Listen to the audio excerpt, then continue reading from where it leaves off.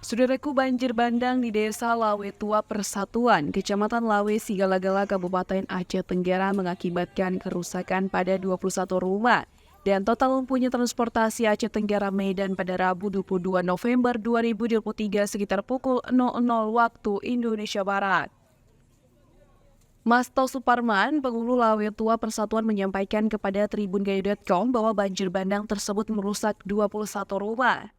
Dari jumlah tersebut, 6 rumah mengalami kerusakan berat, 11 rumah mengalami kerusakan ringan, dan 4 rumah mengalami kerusakan sedang. Selain itu, PAM Desa juga mengalami kerusakan parah.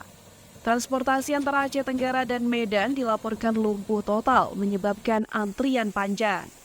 Penghulu kota menyatakan bahwa alat berat dari Balai Pelaksanaan Jalan Nasional atau BPJN Aceh telah dikerahkan untuk membersihkan material bebatuan dan kayu gelondongan yang menutupi badan jalan nasional.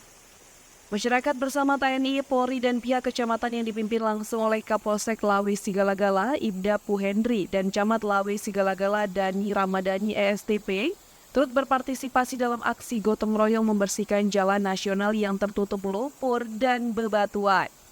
Dari Aceh Tenggara, Asnawi Luwin, Tribun Gayo.